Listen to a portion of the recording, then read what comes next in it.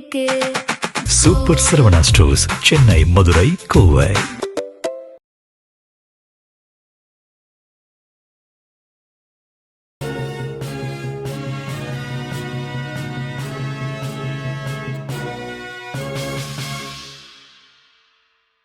வணக்கம். ஜெம் செய்திகளுக்காக நான் அரசு. இந்திய நேரப்படி காலை 8:30 மணி செய்திகள். முதலில் ஜெம் தலைப்புச் செய்திகளை காணலாம். நிதிநிலை குறித்த வெள்ளை அறிக்கை 2 வாரங்களில் வெளியிடப்படும். நிதித்துறை அமைச்சர் மரிய வில்சன் அறிவிப்பு. நீட் தேர்வை எழுதவுள்ள தேர்வர்கள் அனைத்து டிடிசி அரசு பேருந்துகளிலும் இலவசமாக பயணிக்கலாம். டெல்லி முதலமைச்சர் ரேகா குப்தா அறிவிப்பு. நீட் நுழைவுத் தேர்வு கட்டணத்தை திரும்ப பெறுவதற்கு விண்ணப்பிப்பதற்கான கால அவகாசம் நீட்டிப்பு. தேசிய தேர்வு முகமை அறிவிப்பு. ஈரான் தங்களிடம் ஒருபோதும் அணு ஆயுதமோ அல்லது அணுகுண்டோ இருக்காது என்பதை ஒப்புக்கொள்ள வேண்டும். அமெரிக்க அதிபர் டொனால்டு ட்ரம்ப் அறிவிப்பு. IPL 20 ஓவர் கிரிக்கெட் தொடரின் இறுதிப் போட்டிக்கான 2வது தகுதி சுற்று போட்டி. ராஜஸ்தான் அணியை வீழ்த்தி இறுதிப் போட்டிக்கு முன்னேறிய குஜராத் அணி. இனி விரிவான செய்திகளை காணலாம். நிதிநிலை குறித்த வெள்ளை அறிக்கை 2 வாரங்களில் வெளியிடப்படும் என்று நிதித்துறை அமைச்சர் மரிய வில்சன் தெரிவித்துள்ளார். புதுச்சேரியில் தமிழக நிதித்துறை அமைச்சர் மரிய வில்சன் செய்தியாளர்களை சந்தித்து பேசினார். அப்போது வெள்ளை அறிக்கை குறித்த கேள்விக்கு பதிலளித்த அவர், தமிழகத்தின் நிதிநிலை குறித்த வெள்ளை அறிக்கை தயாராகி வருவதாக தெரிவித்தார். தொடர்ந்து நிதிநிலை குறித்த வெள்ளை அறிக்கை 2 வாரங்களில் வெளியிடப்படும் என்றும் கூறினார். மேலும் தமிழக சட்டமன்றத்தில் விரைவில் பட்ஜெட் தாக்கல் செய்யப்படும் என்று தெரிவித்தார். நீட் தேர்வை எழுதவுள்ள தேர்வர்கள் அனைத்து டிடிசி அரசு பேருந்துகளிலும் இலவசமாக பயணிக்கலாம் என்று டெல்லி முதலமைச்சர் ரேகா குப்தா தெரிவித்துள்ளார்.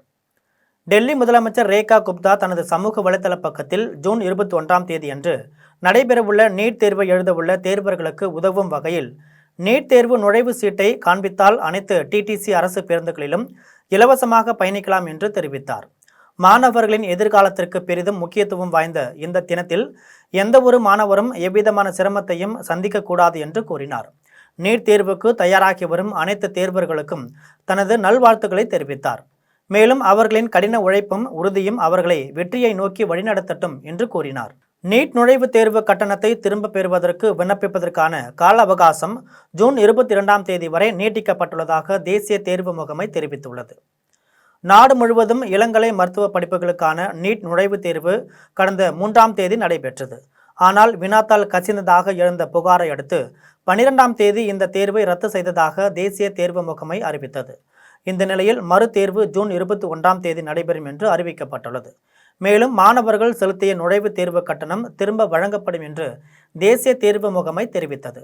இதனையடுத்து தொடர்ந்து மாணவர்கள் தேர்வு கட்டணத்தை திரும்ப பெறுவதற்கான கடைசி நாள் மே 27ஆம் தேதியுடன் முடிவடைந்தது. ஆனால் 13 லட்சம் மாணவர்கள் நுழைவு கட்டணத்தை திரும்ப பெறுவதற்காக விண்ணப்பித்துள்ளனர். இதன் காரணமாக தேர்வு கட்டணத்தை திரும்ப பெறுவதற்கு விண்ணப்பிப்பதற்கான கால அவகாசத்தை தேசிய தேர்வு முகமை நீட்டித்துள்ளது. இதன்படி ஜூன் மாதம் 22ஆம் தேதி வரை மாணவர்கள் தாங்கள் செலுத்திய கட்டணத்தை திரும்ப பெறுவதற்காக விண்ணப்பிக்கலாம் என்று தேசிய தேர்வு முகமை தெரிவித்துள்ளது. ஈரான் தங்களிடம் ஒருபோதும் அணு ஆயுதமோ அல்லது அணுகுண்டோ இருக்காது என்பதை ஒப்புக்கொள்ள வேண்டும் என்று அமெரிக்க அதிபர் டொனால்டு ட்ரம்ப் தெரிவித்துள்ளார். அமெரிக்க அதிபர் டொனால்டு ட்ரம்ப் தனது ட்ரூத் சோஷியல் தளத்தில் ஈரான் தங்களிடம் ஒருபோதும் அணு ஆயுதமோ அல்லது அணுகுண்டோ இருக்காது என்பதை ஒப்புக்கொள்ள வேண்டும் என்று தெரிவித்தார். இரு திசைகளிலும் தடையற்ற கப்பல் போக்குவரத்திற்காக ஹார்முஸ் நீரிணை எவ்வித கட்டணமும் இன்றி உடனடியாக திறக்கப்பட வேண்டும் என்று கூறினார். நீருக்கு அடியில் உள்ள கன்னிவெடிகள் ஏதேனும் இருந்தால் அவை அனைத்தும் அகற்றப்பட வேண்டும். அமெரிக்காவின் வியக்கத்தக்க மற்றும் முன்னோடியில்லாத கடற்படை முற்றுகையின் காரணமாக நீரிணையில் சிக்கிக்கொண்ட கப்பல்கள் தங்களது சொந்த ஊர் நோக்கி செல்லும் செயல்முறையை தொடங்கலாம் என்று தெரிவித்தார். IPL 20 ஓவர் கிரிக்கெட் தொடரின் இறுதிப் போட்டிக்கான 2வது தகுதி சுற்று போட்டியில் ராஜஸ்தானை வீழ்த்தி குஜராத் அணி வெற்றி பெற்றுள்ளது. நியூ சண்டிகரில் 19வது IPL 20 ஓவர் கிரிக்கெட் தொடரின் இறுதிப் போட்டிக்கான 2வது தகுதி சுற்று போட்டி நடைபெற்றது. இந்த போட்டியில் ராஜஸ்தான் ராயல்ஸ் மற்றும் குஜராத் டைட்டன்ஸ் அணிகள் மோதின. டாஸ் வென்ற ராஜஸ்தான் அணி முதலில் பேட்டிங் தேர்வு செய்து 20 ஓவர்களில் 6 விக்கெட் இழப்பிற்கு 214 ரன்கள் எடுத்தது. இதில் அதிரடியாக விளையாடிய வைபவ் சூரியவன்ஷி 96 ரன்கள் எடுத்தார். இதையடுத்து 215 ரன்கள் எடுத்தால் வெற்றி என்ற இலக்குடன் களமிறங்கிய குஜராத் அணி 18 ஓவர்களில் 3 விக்கெட் இழப்பிற்கு 219 ரன்கள் எடுத்தது. இதில் மிகவும் சிறப்பாக விளையாடிய சுப்மன் கில் 104 ரன்களும் சாய் சுதர்சன் 58 ரன்களும் எடுத்து அசத்தினர். இதன் மூலம் குஜராத் அணி 7 விக்கெட் வித்தியாசத்தில் வெற்றி பெற்று இறுதிப் போட்டிக்கு முன்னேறியது. ஏழை எளிய மக்கள் பட்டா தொடர்பான விஷயத்தில் ஏதாவது தவறு ஏற்பட்டால் அதற்குரிய நடவடிக்கை எடுக்கப்படும் என்று வருவாய்த்துறை அமைச்சர் செங்கோட்டையன் உறுதியளித்துள்ளார். கோவை விமான நிலையத்தில் வருவாய்த்துறை அமைச்சர் செங்கோட்டையன் செய்தியாளர்களை சந்தித்து பேசினார். அப்போது தமிழக வெற்றி கழகத்தை பொறுத்தவரை தமிழ்நாட்டில் தூய்மையான ஆட்சி நடைபெற வேண்டும் என்பதுதான் முதலமைச்சரின் நோக்கமாக உள்ளது என்று கூறினார். ஊழல் என்பதை இனி நடக்கவிடக்கூடாது என்பதை கண்காணித்து வருவதாகவும் அதில் கவனம் செலுத்தி வருவதாகவும் குறிப்பிட்டவர், அதுபோன்ற தகவல்கள் வந்தால் அது உண்மையாக இருக்கும் பட்சத்தில் உரிய நடவடிக்கை எடுக்கப்படும் என்று தெரிவித்தார். வருவாய்த்துறையில் வரவீனம் செலவீனம் தொடர்பான கேள்விக்கு பதிலளித்தவர், 1 மாதம் அவகாசம் கொடுத்தால் மட்டுமே சரியான புள்ளி விவரத்தை சொல்ல முடியும் என்றார்.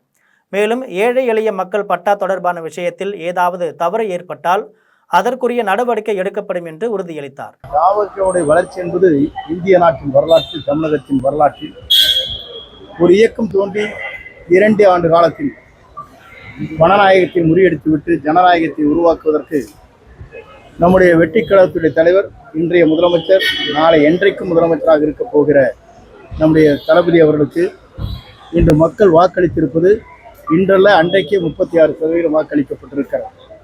சிவகாசி கோணம்பட்டி பேருந்து சேவையை பொதுமக்கள் பயன்பாட்டிற்காக அமைச்சர் கீர்த்தனா தொடங்கி வைத்தார். விருதுநகர் மாவட்டம் கோணம்பட்டி பகுதி மக்களின் நீண்ட நாள் எதிர்பார்ப்பாக இருந்த சிவகாசி கோணம்பட்டி பேருந்து சேவையை அமைச்சர் கீர்த்தனா அவர்கள் பொதுமக்கள் பயன்பாட்டிற்காக தொடங்கி வைத்தார். தொடக்க நிகழ்வில் பொதுமக்கள், உள்ளூர் மக்கள் மற்றும் போக்குவரத்து துறை அதிகாரிகள் கலந்து கொண்டனர். புதிய பேருந்து சேவையை தொடங்கி வைத்த பின்னர் அமைச்சர் கீர்த்தனா பொதுமக்களுடன் இணைந்து பேருந்தில் பயணம் செய்து அவர்களின் நேரடியாக கருத்துக்களை கேட்டறிந்தார். மேலும் மக்களின் தேவைகளை தொடர்ந்து கவனத்தில் கொண்டு செயல்படுவோம் என உறுதியளித்தார். தங்களது கோரிக்கையை நிறைவேற்றிய அமைச்சருக்கு பொதுமக்கள் நன்றி தெரிவித்தனர். ஆள் பிடிக்கும் வேலையை தொடர்ந்து அமைச்சர் ஆதவ அர்ஜுனா ஈடுபட்டால் கடும் விளைவுகளை சந்திக்க நேரிடும் என முன்னாள் அமைச்சர் RP உதயகுமார் எச்சரிக்கை விடுத்துள்ளார். மதுரையில் செய்தியாளர்களை சந்தித்து பேசிய முன்னாள் அமைச்சர் RP உதயகுமார், அதிமுகவின் 90% தொண்டர்கள் தாவேகாவில் இணையப்போவதாக கூறும் அமைச்சர் ஆதவ அர்ஜுனா அதிகாரத்தை பயன்படுத்தி தவறான கருத்துக்களை பரப்புகின்றனர் என்று குற்றம் சாட்டினார். உங்கள் கட்சி நிர்வாகிகள் தொண்டர்கள் மீது நம்பிக்கை இழந்து விட்டீர்களா அல்லது உங்கள் தலைவர் மீது நம்பிக்கை இழந்து விட்டீர்களா என கேள்வி எழுப்பினார். அதிமுக ஒரு சுயம்பு இயக்கம் என்றும் அதிகாரம், பதவி, சுகம் ஆகியவற்றிற்காக உருவாக்கப்பட்டது அல்ல, இது புரட்சித் தலைவர் உருவாக்கப்பட்டது என்று குறிப்பிட்டார். அதிமுகவை அழிக்க நினைப்பவர்கள் எல்லாம் தோற்றுப்போய்தான் உள்ளார்கள் என்றார். யானை தன் தலையில் மண்ணை போட்டு கொண்டது போல நீங்கள் உங்கள் அழிவிற்கு முயற்சிக்கிறீர்கள் என்று ஆள் பிடிக்கும் வேலையை தொடர்ந்து நீங்கள் ஈடுபட்டால் கடும் விளைவுகளை பின்தொடர நேரிடும் என்று எச்சரிக்கை விடுத்தார். மயிலம் தொகுதியில் அதிமுக சார்பில் போட்டியிட்டு வெற்றி பெற்ற முன்னாள் அமைச்சர் CV சண்முகம் தொகுதி மக்களை சந்தித்து நன்றி தெரிவித்தார். அதிமுகவில் CV சண்முகத்திற்கு அக்கட்சியின் பொதுச் செயலாளர் எடப்பாடி பழனிசாமிக்கும் இடையே கருத்து வேறுபாடு ஏற்பட்டுள்ள நிலையில் CV சண்முகம் எடப்பாடி பழனிசாமியை சந்திக்காமல் இருந்து வருகிறார். இந்த நிலையில் மயிலம் தொகுதியில் போட்டியிட்டு வெற்றி பெற்ற CV சண்முகம் மயிலம் தொகுதிக்கு உட்பட்ட மேல்பாக்கம், நெய்க்குப்பி, வடப்பூண்டி, கொடியம் உள்ளிட்ட பல்வேறு கிராமங்களுக்கு வாகனத்தில் சென்று பொதுமக்களை சந்தித்து நன்றி தெரிவித்தார். அப்போது பேசிய அவர், என்னை நம்பி சட்டமன்ற உறுப்பினராக தேர்ந்தெடுத்த மக்களுக்கு என்னுடைய கடமையை முழுமையாக செய்வேன் என்றும், உங்களுக்காக என்றென்றும் நான் உழைப்பதற்கு கடமைப்பட்டிருக்கிறேன் என்றும், உங்களுக்கு தேவையானதை எதுவென்றாலும் யோசிக்காமல் என்னிடம் கேளுங்கள், என்னால் முடிந்ததை கண்டிப்பாக செய்து தர தயாராக இருப்பதாகவும் CV சண்முகம் தெரிவித்தார். திருவண்ணாமலை மாவட்ட காங்கிரஸில் உட்கட்சி கலகம் ஏற்பட்டுள்ளதால் முன்னாள் நகர தலைவர் வெற்றி செல்வன் தலைமையில் ஆலோசனை கூட்டம் நடைபெற்றது. திருவண்ணாமலை மாவட்ட காங்கிரஸ் கட்சியில் மாவட்ட தலைவர் குணசேகரன் புதிய நிர்வாகிகளை நியமித்துள்ளார். ஆனால் கட்சியில் பல ஆண்டுகளாக உழைத்த நிர்வாகிகளுக்கு பதவிகள் வழங்காமல் புதிதாக சேர்ந்தவர்களுக்கு மட்டுமே பொறுப்புகள் வழங்கப்பட்டதால் உட்கட்சி கலகம் ஏற்பட்டு முன்னாள் நகர தலைவர் வெற்றி செல்வன் தலைமையில் ஆலோசனை கூட்டம் நடைபெற்றது. கட்சி மேலிடம் விசாரணை செய்து பழைய நிர்வாகிகளுக்கு பதவிகள் வழங்க நடவடிக்கை எடுக்க வேண்டும் என்று வெற்றி செல்வன் கோரிக்கை விடுத்தார். இந்த கண்டன தீர்மானங்கள் தமிழ்நாடு காங்கிரஸ் கமிட்டிக்கும் கட்சி தலைமைக்கும் அனுப்பப்பட உள்ளன. கூட்டத்தில் மகளிர் அணி தலைவி வினோதினி சக்திவேல், முன்னாள் மாநில பொதுக்குழு உறுப்பினர் மங்களம் மற்றும் பிற மாவட்ட நிர்வாகிகள் கலந்து கொண்டனர். குழு ஒன்று ஆய்வு ஒன்று வச்சாங்க. எல்லா ஆய்வையும் எடுத்துன்னு போயிட்டு எல்லாம் சொன்னாங்க, உன் பேர் தான் முதல்ல இருக்குது, நீ தான் வரப்போறேன்னாங்க. சரி, ராகுல் காந்தி, கார்கே மாநில தலைவர் போட்டாங்க ஒருத்தவரை. நாங்கள் எல்லாம் சரி அதுக்கு மதிப்பு கொடுக்கணும்னு சொல்லிட்டு நாங்கள் மதிப்பு கொடுத்து அவர் கூட ஒன்றிணைத்து தான் வேலை செஞ்சோம். இன்னைக்கு எங்களை எல்லாரையும் எடுத்த நோக்கங்கள் என்ன, இதை நாங்கள் வன்மையாக கண்டிக்கிறோம். இதை எல்லாத்தையும் மாற்றி அமைக்கணும்னு சொல்லி தான் இந்த ஆலோசனை கூட்டையும் கண்டன கூட்டமும் இது அதுவாயெல்லாம் நடத்துகிறோம். ஆர்கே நகரில் உணவுப் பொருட்கள் வழங்கல் அலுவலகத்தை மீண்டும் பகுதி மக்களின் பயன்பாட்டிற்கு சமுதாய கூடமாக மாற்றி தருவதாக தமிழ்நாடு உணவு மற்றும் நுகர்வோர் பாதுகாப்புத்துறை அமைச்சர் வெங்கடரமணன் தெரிவித்தார். சென்னை ஆர்கே நகரில் சுனாமி குடியிருப்பில் இயங்கி வரும் தமிழ்நாடு நுகர்பொருள் வாணிப கழகத்திற்கு உட்பட்ட அமுதம் நியாய விலைக்கடையில் தமிழ்நாடு உணவு மற்றும் நுகர்வோர் பாதுகாப்புத்துறை அமைச்சர் பி வெங்கடரமணன், நிதித்துறை அமைச்சர் மரிய வில்சன் ஆகியோர் ஆய்வு மேற்கொண்டனர். அப்போது நியாய விலைக்கடையில் அடுக்கி வைக்கப்பட்டிருந்த அரிசி மற்றும் பருப்பு உள்ளிட்ட பொருட்களின் மூட்டைகளை ஆய்வு செய்து முறையாக பராமரிக்காமல் இருப்பதாகவும், பொதுமக்களுக்கு விநியோகம் செய்யும் பொருட்கள் சுத்தமாகவும் சுகாதாரமாகவும் பாதுகாக்க வேண்டும், முறையாகவும் வழங்க வேண்டும் என்று ஊழியர்களுக்கு அறிவுரை வழங்கினர். ஆய்வு செய்த பின்னர் அமைச்சர்கள் செய்தியாளர்களிடம் தெரிவிக்கையில், எனக்கு கேள்விப்பட்டு நானும் உடனே அவர் கூட ஜாயின் பண்ணது. அவர் ஃபுல் அண்ட் ஃபுல்லு எல்லோரும் கூட இன்ட்ராக்ட் பண்ணி இங்கே இருக்கிற பிரச்சனைகளுக்கு அவர் சொல்யூஷன் கொடுக்குறேன்னு சொல்லியிருக்காங்க. நான் என்னோடய சஜஷன் சாருக்கு சொன்னது செக்யூரிட்டி கேம் வைக்கணும் எல்லா ஷாப்லேயும், அது மூலமாக கண்காணிக்கலாம், ஒரு சென்ட்ரலைஸ்டாக வச்சு நம்ம மெயின்டைன் பண்ணணும்னு சொல்லியிருக்கிறேன். சார் அதை கன்சிடர் பண்ணுறேன்னு இருக்காங்க. குடியாத்தம் நகராட்சியின் அவசர கூட்டம் நகர சபை தலைவர் சவுந்தரராஜன் தலைமையில் நடைபெற்றது. வேலூர் மாவட்டம் குடியாத்தம் நகராட்சியின் அவசர கூட்டம் மன்ற வளாகத்தில் நகராட்சி தலைவர் சவுந்தரராஜன் தலைமையில் நடைபெற்றது.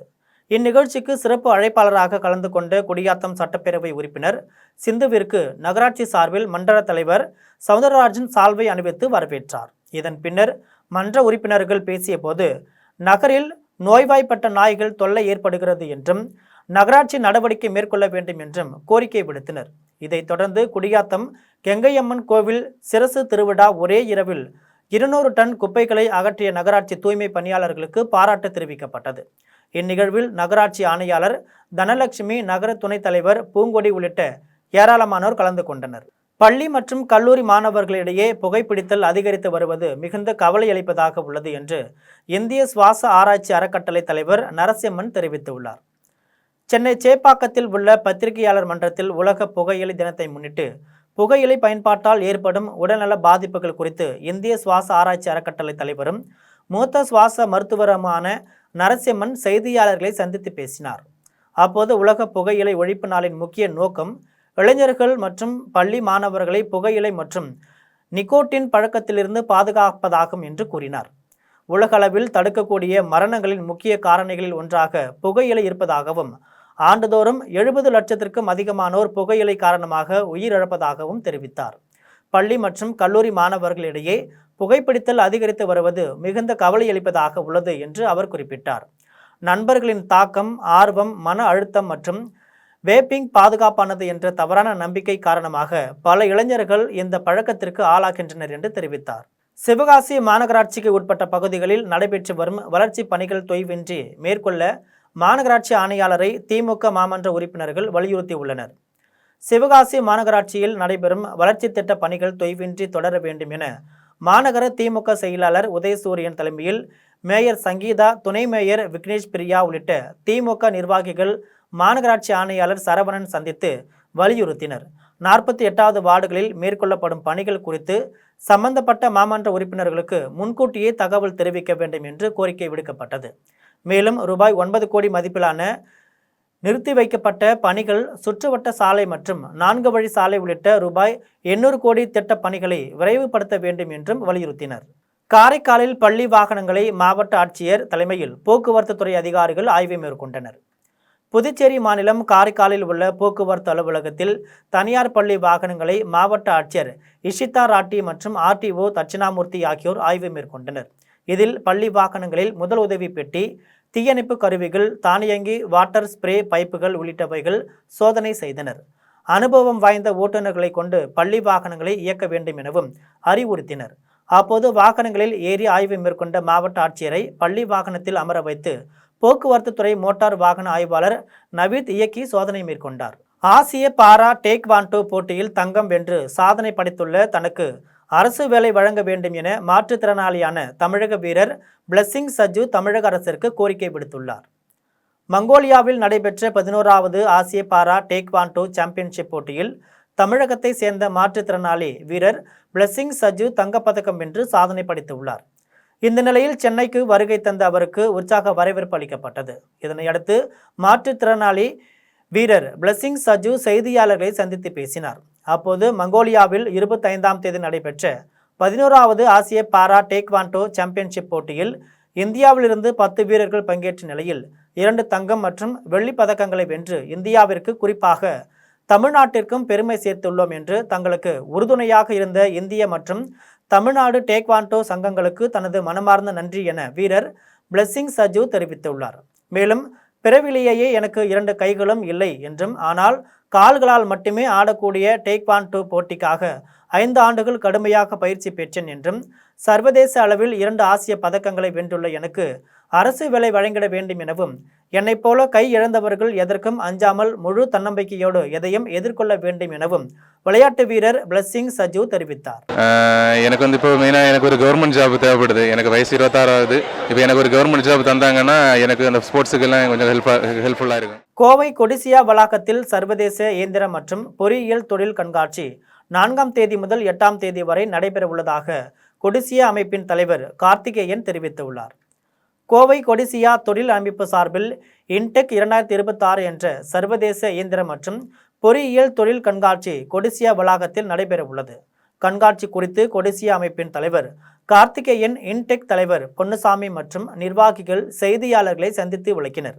அப்போது இன்டெக் 2026 கண்காட்சி ஜூன் 4ஆம் தேதி முதல் 8ஆம் தேதி வரை கோவை கொடிசியா வளாகத்தில் நடைபெற உள்ளதாகவும், இதில் ஜெர்மனி, ஜப்பான், அமெரிக்கா, தைவான், சீனா மற்றும் கொரியா உள்ளிட்ட சர்வதேச நாடுகளிலிருந்து கோவா, குஜராத், ஹரியானா, கர்நாடகா, கேரளா, மகாராஷ்டிரா, உத்தரப்பிரதேசம், மத்திய பிரதேசம், தெலுங்கானா, புதுடெல்லி, பஞ்சாப், ராஜஸ்தான் மற்றும் தமிழ்நாடு உட்பட 13 மாநிலங்களிலிருந்தும் 460க்கும் மேற்பட்ட உற்பத்தியாளர்கள் 700க்கும் மேற்பட்ட அரங்குகளில் தங்களது இயந்திரம் மற்றும் பொறியியல் தொழில்நுட்பங்களை காட்சிப்படுத்தப்பட உள்ளதாக தெரிவித்தனர்.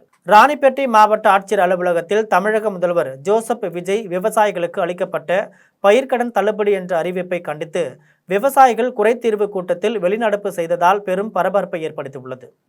ராணிப்பேட்டை மாவட்ட ஆட்சியர் அலுவலகத்தில் மாவட்ட வருவாய் அலுவலர் பேபி இந்திரா தலைமையில் விவசாயிகள் குறைதீர்வு கூட்டம் நடைபெற்றது.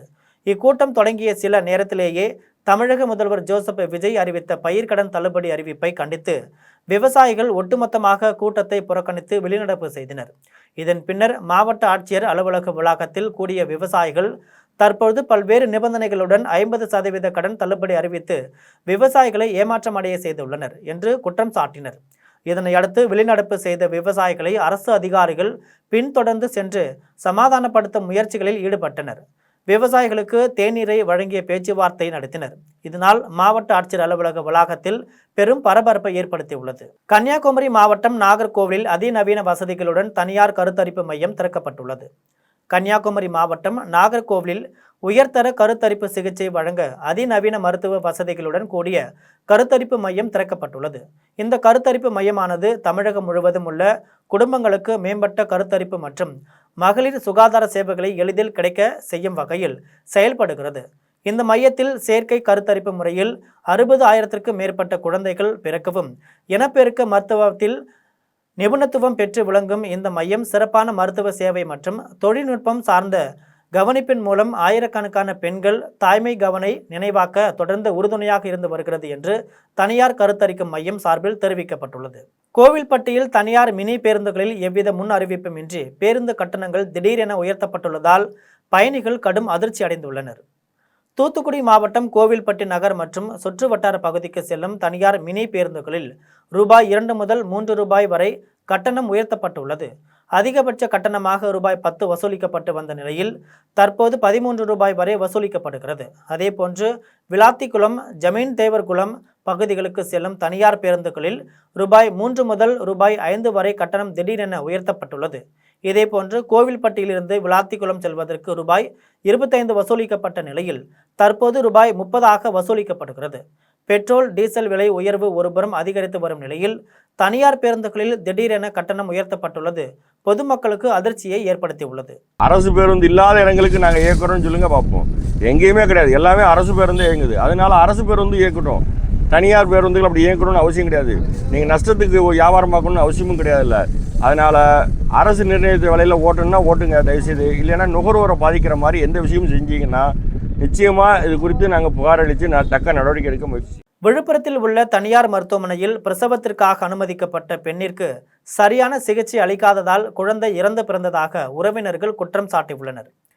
விழுப்புரம் அருகே உள்ள கப்பூர் கிராமத்தை சேர்ந்த வரலட்சுமி என்ற பெண் பிரசவத்திற்காக தனியார் மருத்துவமனையில் சேர்த்துள்ளார். பிரசவ வலிக்காக 8 ஊசிகள் கர்ப்பிணிக்கு செலுத்திய பிறகு குழந்தை இறந்து பிறந்துள்ளது. கர்ப்பிணி பெண் பிரசவ வலியால் துடித்த போது மருத்துவர் இல்லாமல் செவிலியர்கள் மட்டும் சிகிச்சை அளித்து ஊசி செலுத்தியதால் தான் குழந்தை இறந்து பிறந்ததாக குற்றம் சாட்டி உறவினர்கள் விழுப்புரம் மாம்பழப்பட்டு சாலையில் அமர்ந்து சாலை மறியலில் ஈடுபட்டனர். சாலை மறியல் காரணமாக போக்குவரத்து பாதிப்பு ஏற்பட்டதால் அங்கு வந்த காவல்துறையினர் புகார் அளிக்குமாறு கூறி புகாரை தாலுகா காவல்துறையினர் பெற்றுக்கொண்டு மறியலை கலைத்தனர். கோவில்பட்டியில் ரயில்வே சுரங்க பாலம் அருகே சேதமடைந்த கட்டிடத்தில் தீ விபத்து ஏற்பட்டதால் அப்பகுதியில் பரபரப்பு ஏற்பட்டுள்ளது. தூத்துக்குடி மாவட்டம் கோவில்பட்டி இளையரசனேந்தல் சாலை ரயில்வே சுரங்க பாலம் அருகே உள்ள பாலடைந்த கட்டிடத்தில் திடீரென தீ பிடித்து பற்றி எரிந்தது. அருகில் இருந்தவர்கள் கோவில்பட்டி தீயணைப்பு நிலையத்திற்கு தகவல் கொடுத்தனர். இதனையடுத்து தீயணைப்பு துறையினர் விரைந்து வந்து தீயை அணைத்தனர். அதிக அளவு போக்குவரத்து செல்லும் பகுதி மற்றும் அடுத்தடுத்து கடைகளில் இருக்கக்கூடிய பகுதியில் திடீரென ஏற்பட்ட தீ விபத்தால் பெரும் பரபரப்பு ஏற்பட்டது. வெயிலின் தாக்கம் காரணமாக தீ பிடித்ததா அல்லது புகைப்பிடித்துவிட்டு யாராவது போட்டு சென்றதால் தீ விபத்து ஏற்பட்டதா என்பது குறித்து மேற்கு காவல் நிலைய காவல்துறையினர் விசாரணை நடத்தி வருகின்றனர். வடலூர் அருகே 25 வயது மதிக்கத்தக்க பெண் உயிரிழந்த சம்பவம் அப்பகுதியில் பரபரப்பை ஏற்படுத்தியுள்ளது. கடலூர் மாவட்டம் கண்ணுத்தோப்பு என்ற இடத்தில் புறவழி சாலை அமைக்கும் பணி நடைபெற்று வருகிறது. அப்பகுதியில் சாலையின் அருகே அதிக அளவு மண் குவித்து வைக்கப்பட்டுள்ளது. இந்த இடத்தில் முகம் சிதைந்த நிலையில் 25 வயது மதிக்கத்தக்க பெண் உடல் புதைந்த நிலையில் கிடந்துள்ளது. இதை கண்ட பொதுமக்கள் இது குறித்து வடலூர் காவல் நிலையத்திற்கு தகவல் அளித்தனர். தகவல் அடிப்படையில் நெய்வேலி துணை காவல் கண்காணிப்பாளர் ராதாகிருஷ்ணன் மற்றும் காவல்துறையினர் சம்பவ இடத்திற்கு வந்து உயிரிழந்துள்ள பெண்ணின் சடலத்தை கைப்பற்றி உடற்கூறாய்விற்காக அனுப்பி வைத்தனர். இது குறித்து காவல்துறையினர் விசாரணை மேற்கொண்டு வருகின்றனர். இந்த சம்பவம் அப்பகுதியில் பெரும் பரபரப்பை ஏற்படுத்தியுள்ளது. மேலூர் அருகே மதுரை வீரன் சுவாமி கோவிலில் கும்பாபிஷேகம் விழா வெகு விமர்சையாக நடைபெற்றது. மதுரை மாவட்டம் மேலூர் அருகே சூரக்குண்டு விளக்கு ரோட்டில் உள்ள வெள்ளையம்மாள் பொம்மியம்மாள் மதுரை வீரன் கோவிலின் கும்பாபிஷேக விழா வெகு விமர்சையாக நடைபெற்றது. இந்நிகழ்வில் 4ஆம் கால யாகசாலை பூஜையுடன் ஸ்பருஷா குதி, மகா பூர்ண குதி மற்றும் தீபாராதனையுடன் கடம் புறப்பாடு நடைபெற்றது. இதனையடுத்து பொம்மியம்மாள், வெள்ளையம்மாள், மதுரை வீரன் உள்ளிட்ட சுவாமிகளுக்கு சிறப்பு அபிஷேக அலங்காரம் மற்றும் மகா தீபாராதனை நடைபெற்றது. இதில் திரளான மக்கள்கள் கலந்து கொண்டு வழிபாடு செய்த நிலையில் அவர்களுக்கு விழா ஏற்பாட்டாளர்கள் சார்பில் அன்னதானம் வழங்கப்பட்டது. மேலூர் அருகே பக்தர்களின் அரஹர சங்கர கோஷத்துடன் கோலாகலமாக திருமறைநாதர் திருத்தோரோட்டம் நடைபெற்றது. மதுரை மாவட்டம் மேலூர் அருகே திருவாதவூரில் உள்ள திருமறைநாதர் உடனுரை வேதநாயகி அம்பாள் கோவிலில் நடைபெற்று வரும் வைகாசி உற்சவ திருவிழாவின் முக்கிய நிகழ்வான திருத்தேரோட்டம் பக்தி பரவசத்துடன் நடைபெற்றது. இவ்விழாவின் முக்கிய நிகழ்வான திருத்தேரோட்டத்தில் பக்தர்கள் அரஹர சங்கர சிவசிவ சங்கர என பக்தி கோஷம் எழுப்பியபடி சிவவாத்தியங்கள் முழங்க திரளான பக்தர்கள் தேரினை வடம் பிடித்து இழுத்தனர். இத்திருத்தேரில் திருமறைநாதர் உடனுரை வேதநாயகி அம்பாள் சமேதராக எழுந்தருளி பக்தர்களுக்கு அருள் பாலித்தனர். இதில் மேலூர், மதுரை, ஒத்தக்கடை மற்றும் சுற்று வட்டார பகுதிகளைச் சேர்ந்த திரளான பக்தர்கள் கலந்து கொண்டு சாமி தரிசனம் செய்தனர். தியாகதுருகம் அருகே 60 அடி உயரம் 5 டன் எடை கொண்ட பிரம்மாண்ட தூக்கு தேரை 150க்கும் மேற்பட்டோர் தோளில் சுமந்து செல்லும் தூக்கு தேர் திருவிழா வெகு விமர்சையாக நடைபெற்றது. கள்ளக்குறிச்சி மாவட்டம் தியாகதுருகம் அருகே உள்ள முடியனூர் கிராமத்தில் வைகாசி மாத திருவிழாவை முன்னிட்டு திரௌபதி அம்மனுக்காக தூக்கு தேர் திருவிழா நடைபெற்றது. சுமார் 60 அடி உயரமும் 5 டன் எடையும் கொண்ட இந்த பிரம்மாண்ட தூக்கு தேரை 150க்கும் மேற்பட்டோர் தோளில் சுமந்து ஊரை சுற்றி வந்து பக்தர்கள் மற்றும் பொதுமக்கள் மத்தியில் பெரும் வியப்பை ஏற்படுத்தியது. தொடர்ந்து திரௌபதி அம்மனுக்கு பால், தயிர், இளநீர் உள்ளிட்ட பொருட்களால் அபிஷேகம் செய்யப்பட்டு தீபாராதனை காண்பிக்கப்பட்டது. இதில் திரளான பக்தர்கள் கலந்து கொண்டு கோவிந்தா கோவிந்தா என பக்தி முழக்கமிட்டு சாமி தரிசனம் செய்தனர். பரளி தேத்தாம்பட்டி கிராமத்தில் உள்ள ஐயன் சின்னக்கருப்பு, பண்ணக்கருப்பு, ஆண்டிச்சாமி, கன்னிமார் சாமி கோவிலில் புரவி எடுப்பு விழா நடைபெற்றது. திண்டுக்கல் மாவட்டம் பரளி தேத்தாம்பட்டி கிராமத்தில் உள்ள ஐயன் சின்னக்கருப்பு, பண்ணக்கருப்பு, ஆண்டிச்சாமி, கன்னிமார் சாமி கோவிலில் புரவி எடுப்பு திருவிழா நடைபெற்றது. இவ்விழாவில் கோவில் முழுவதும் மலர்கள், தோரணங்கள், விளக்குகள் ஆகியவற்றால் அலங்கரிக்கப்பட்டிருந்தது. அபிஷேகம் முடிந்ததும் சிறப்பு அன்னதானம் மற்றும் பிரசாத வழங்கல் நிகழ்ச்சிகளும் நடைபெற்றன. பரளி தேத்தாம்பட்டி மற்றும் சுற்று வட்டார கிராமங்களான நத்தம், திண்டுக்கல், மதுரை உள்ளிட்ட பகுதிகளிலிருந்து ஏராளமான பொதுமக்கள் இந்த விழாவில் கலந்து கொண்டு சாமி தரிசனம் செய்தனர். இவ்விழாவிற்கான ஏற்பாடுகளை கோவில் நிர்வாகிகள், ஊர் மக்கள், இளைஞர்கள் குழுக்கள் ஆகியோர் சிறப்பாக செய்திருந்தனர். மீண்டும் ஜெம் தலைப்புச் செய்திகள். நிதிநிலை குறித்த வெள்ளை அறிக்கை 2 வாரங்களில் வெளியிடப்படும். நிதித்துறை அமைச்சர் மரிய வில்சன் அறிவிப்பு. நீட் தேர்வை எழுத உள்ள தேர்வர்கள் அனைத்து டிடிசி அரசு பேருந்துகளிலும் இலவசமாக பயணிக்கலாம். டெல்லி முதலமைச்சர் ரேகா குப்தா அறிவிப்பு. நீட் நுழைவுத் தேர்வு கட்டணத்தை திரும்ப பெறுவதற்கு விண்ணப்பிப்பதற்கான கால அவகாசம் நீட்டிப்பு. தேசிய தேர்வு முகமை அறிவிப்பு. ஈரான் தங்களிடம் ஒருபோதும் அணு ஆயுதமோ அல்லது அணுகுண்டோ இருக்காது என்பதை ஒப்புக்கொள்ள வேண்டும். அமெரிக்க அதிபர் டொனால்டு ட்ரம்ப் அறிவிப்பு. IPL 20 ஓவர் கிரிக்கெட் தொடரின் இறுதிப் போட்டிக்கான 2வது தகுதி சுற்று போட்டி. ராஜஸ்தான் அணியை வீழ்த்தி இறுதிப் போட்டிக்கு முன்னேறிய குஜராத் அணி. இத்துடன் ஜெம் செய்திகள் நிறைவடைகின்றன. மீண்டும் ஜெம் செய்திகள் மதியம் 1:30 மணிக்கு. உடனுக்குடன் செய்திகளை காண gemlive.tv என்ற இணையதளத்தில் இணைந்திருங்கள். நன்றி, வணக்கம்.